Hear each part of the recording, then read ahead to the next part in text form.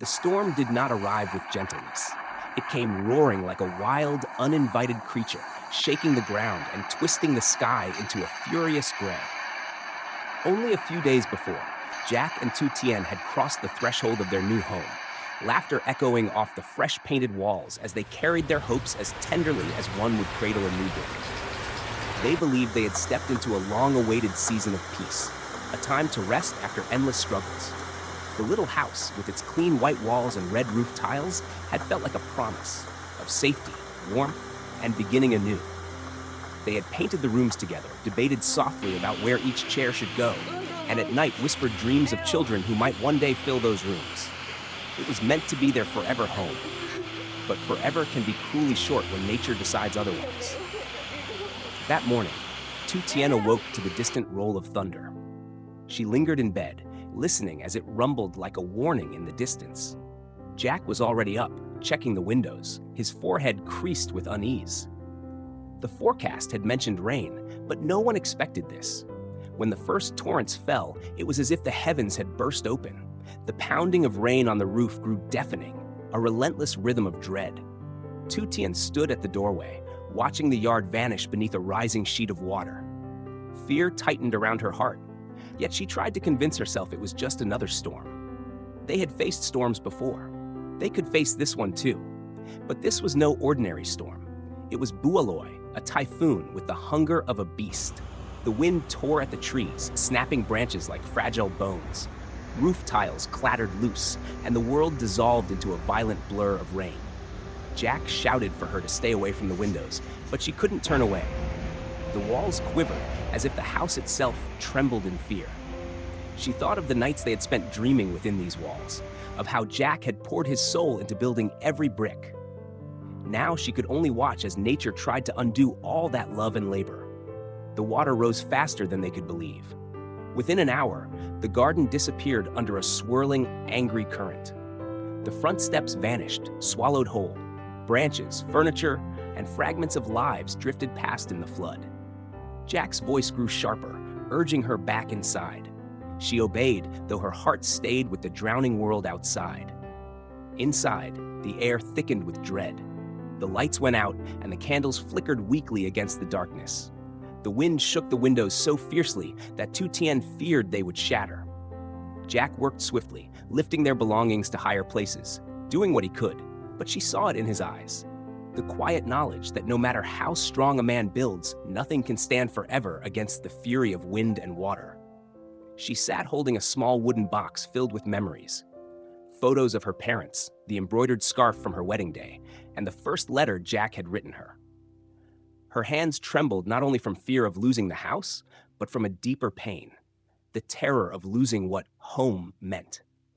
For what is a house, if not the keeper of one's memories and love? And when the keeper is destroyed, what happens to the love within it? These thoughts tangled in her mind as the water crept higher, brushing against the doorstep. Time lost meaning. Jack kept moving, checking, securing, doing his best to be strong, though fear had already entered his eyes. Tien caught him forcing a smile, whispering, "It'll pass," though his voice faltered. She nodded, pretending to believe him. Because sometimes, love means pretending. In silence, she prayed, for the walls to hold, for the storm to calm, for the water to retreat. But the sky gave no mercy. The wind's roar only grew, mingling with distant cries from neighbors in despair. By midnight, the floor was slick with water. Cold seeped in through every crack. Tien felt it climb her legs like icy hands, stealing the warmth from her body. Jack struggled to block the door, but the flood broke through, ferocious and unstoppable.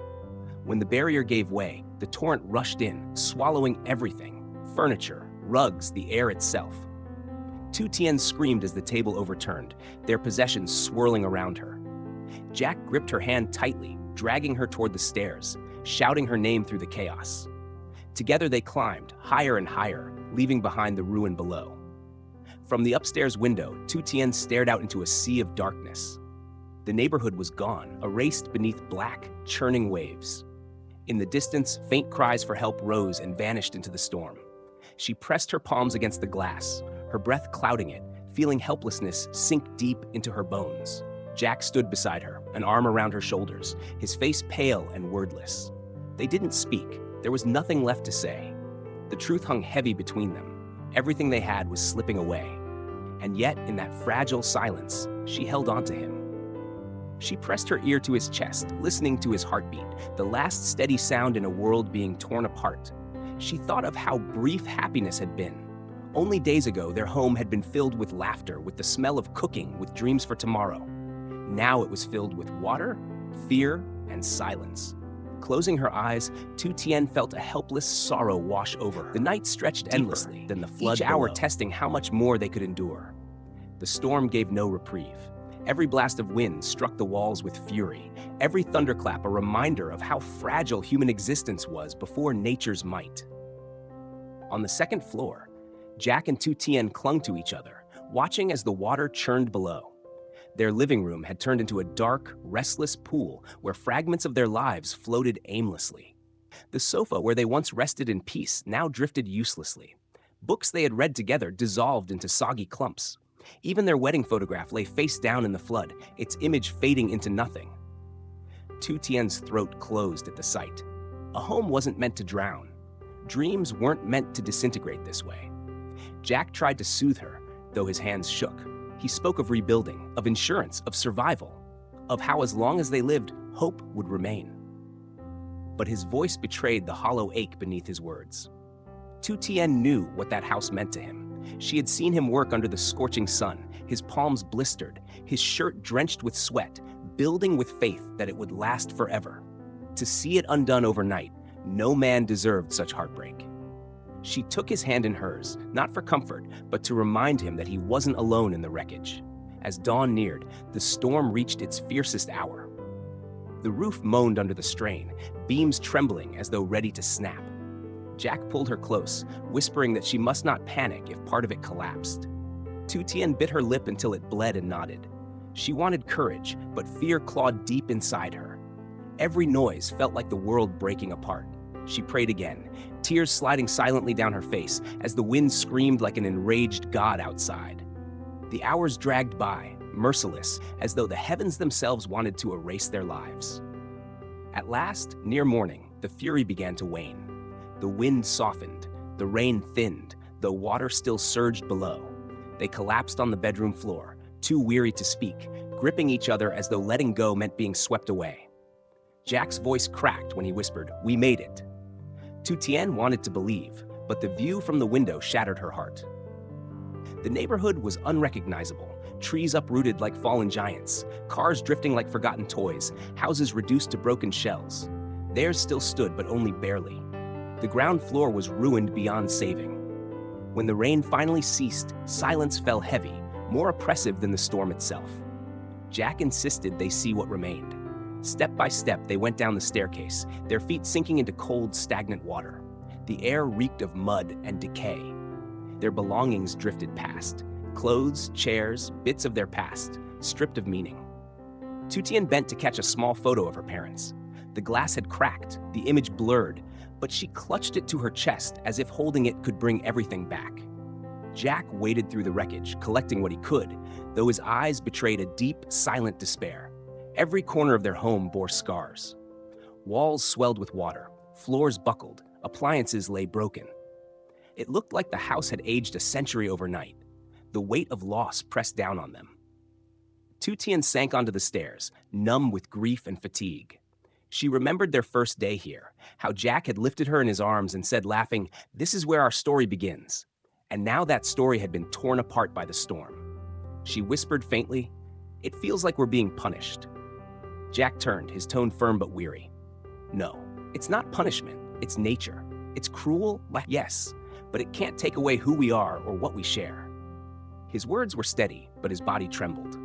Tien saw the truth. He was breaking too. The days that followed blurred into mud, labor, and silence. The flood receded slowly, leaving thick layers of filth clinging to everything it touched. Jack worked tirelessly, salvaging scraps of their life, while Tien carried the weight of watching their dreams decay. Neighbors stumbled through their own ruins, faces pale and blank.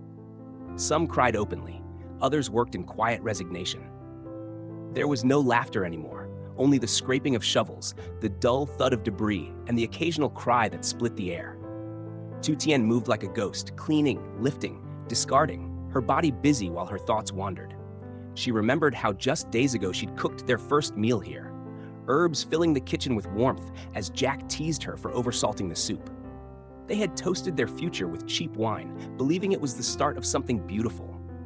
Now the same kitchen smelled of mold and ash. The difference was unbearable, like a cruel trick of fate, offering joy only to rip it away. At night, they lay side by side on a salvaged mattress, too tired to speak. Tien stared into the dark, listening to Jack's quiet breathing. His nearness comforted her, but the ache inside would not fade. She thought of her parents and the stories they told, of losing everything in the war. Her mother's words returned to her. You can lose your house, your name, even your past. But if love endures, you have not lost all. Tien held on to that thought, though it felt fragile against such ruin. Love remained, yes, but could love rebuild what the storm had taken? Could it fill the hollow spaces where dreams once lived? She didn't know. Every morning, she forced herself to rise, to join Jack in the endless labor of restoration. Yet each shattered beam, each ruined object seemed to splinter something inside her. The house no longer felt alive. It was a shell, a monument to what had been lost. And in her silence, a question grew heavier each day. If a home can vanish overnight, what else might life steal next? Jack tried to be the strength that both of them needed, but every night when Tien finally drifted into uneasy sleep, he stayed awake beneath the quiet ceiling, listening to the old house sigh under the weight of its wounds. His mind wandered through every coin he'd saved, every aching hour he'd spent working for this dream. He could still feel the sting of blisters, the exhaustion, the stubborn hope that it would all be worth it someday. Now, that hope lay shattered around him. Though reason whispered that no one could fight a storm, guilt still took root in him like rot in wet timber. He had vowed to protect her, to give her peace, and he had failed. One morning, while clearing mud from the door, he saw Tien sitting by the broken window, her gaze lost beyond the horizon. The sunlight outside was cruelly bright, glinting off puddles that mirrored destruction. Her skin looked pale, her eyes hollow. Jack leaned his shovel aside and approached quietly.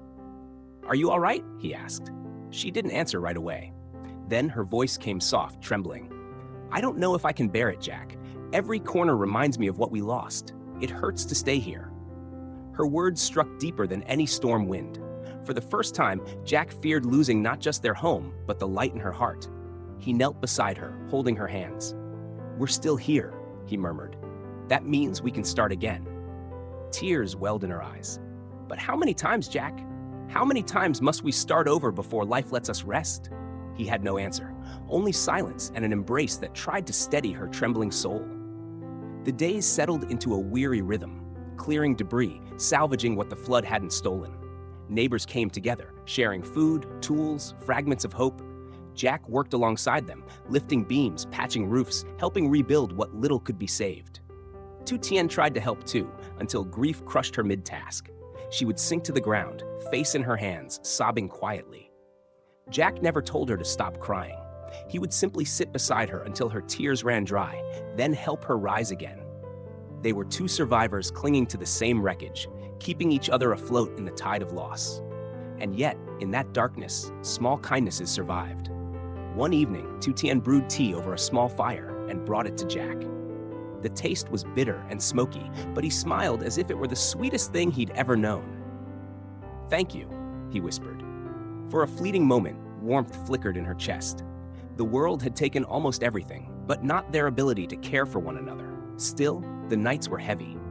Tien dreamt of rising water, of collapsing walls, of waking to find Jack gone. She would bolt upright, breathless, clutching him. He soothed her softly, though inside he battled the same fears. Together they lived between daylight strength and midnight dread. Then, one afternoon, while clearing the garden, Tien froze. A tiny white flower was pushing up through the mud. She bent closer, touching its fragile petals. "Look, Jack," she whispered, "something still grows." He crouched beside her, a real smile breaking through at last. "Yes," he said quietly, "life always finds a way." They stayed there, staring at that fragile bloom as if it were a promise. Proof that even ruin couldn't silence life's quiet insistence. Rebuilding was slow, sometimes unbearable. Jack took odd jobs in nearby towns, trading labor for scraps of material. Each time he left, Tien waited by the window, haunted by silence until his figure reappeared on the road, weary but returning. Every return felt like grace itself. She realized then, love was not grand gestures. It was simply coming back, again and again, no matter how heavy the world became. Weeks turned into months. The scars of the flood remained visible. Broken walls, patched roofs, dried mud marking the streets, but the village pulsed with quiet resilience.